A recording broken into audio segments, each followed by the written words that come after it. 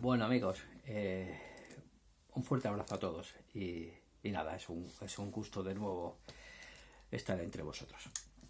Nada, mi agradecimiento a Alexander por habernos hecho la invitación, Alexander, mensajero de Silo, y especialmente al padre Jean por sostener con su intención y su impulso este tipo de actos que permiten que todos nos encontremos. Muchas gracias, padre Jean. Sí que tengo que decir que esta vez cuando leía la invitación y entonces veía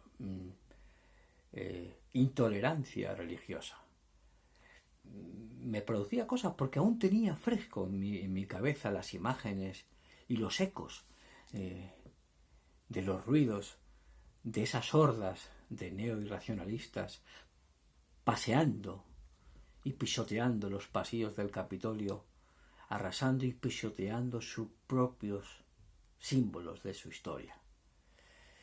Era un poco difícil no asociar esta invitación con esas imágenes, ¿no? Claro, estaba la figura, esa figurita, ese señuelo de ese personaje llamado Trans, pero detrás de ahí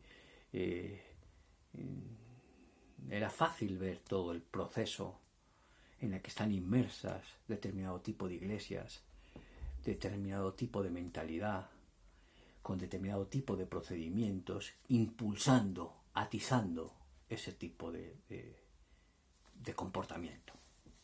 Claro, nos recordamos, teníamos muy cerca todos lo que pasó hace poco en Bolivia, cuando vimos entrar otra horda semejante. Entrar en el Parlamento de Bolivia con una Biblia en la mano, diciendo que iban a expulsar el demonio y el mal de ese lugar. Claro, todo esto me parecía interesante.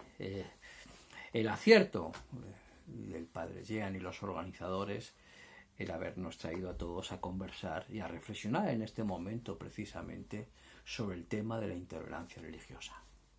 Bueno, el tema de la intolerancia religiosa hay que reconocer que no es que se dé de cualquier moda. No, la intolerancia religiosa se da en momentos muy precisos y cuando coinciden factores muy determinados. ¿Por qué no? Creo que si está en nuestro ánimo hacer algo o darle una dirección distinta a las cosas, sería muy interesante, ¿por qué no? Pararnos un poco a comprender el mundo en el que nos vamos adentrando. Así que sirva esto como una pequeña contribución a la reflexión de todos. Nosotros hemos observado que para que donde se han dado estos momentos de fanatismo religioso, de intolerancia religiosa, estos episodios, siempre se han dado en un marco epocal determinado. Ha tenido que ocurrir unos 3 factores.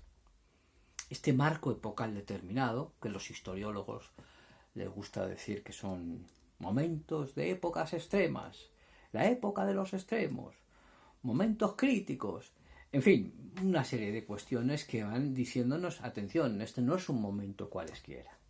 A nosotros nos gusta llamar que son momentos prerreligiosos, etapas prerreligiosas, que posiblemente sean la antesala de fenómenos muy interesantes.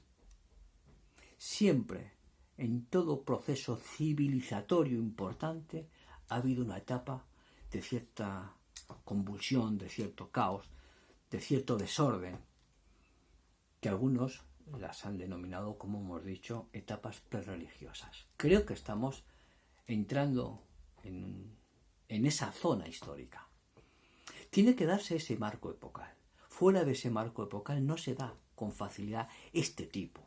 No voy a recordar etapas históricas que a todos nos vendrán a la memoria, cruzadas, fenómenos como la Revolución Francesa de otros signos, la toma de la Bastilla, las Tullerías, en fin. Realmente tenemos muchas anécdotas donde este tipo de fanatismo, este tipo de tolerancia se ha enseñoreado y ha caminado por grandes espacios de la humanidad. Sí que es cierto que darse, además del marco epocal, tiene que darse otro.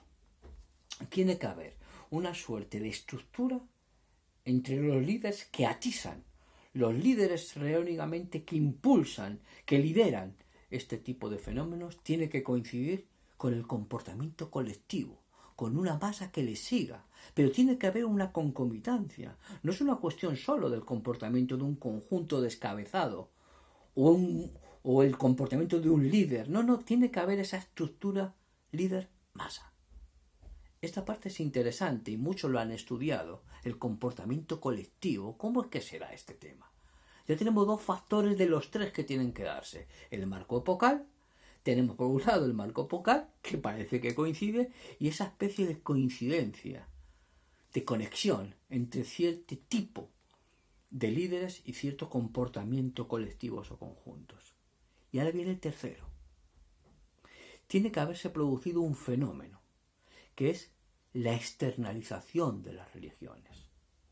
La externalización, la ritualización de los fenómenos religiosos que venían dándose en ese tipo de poblaciones.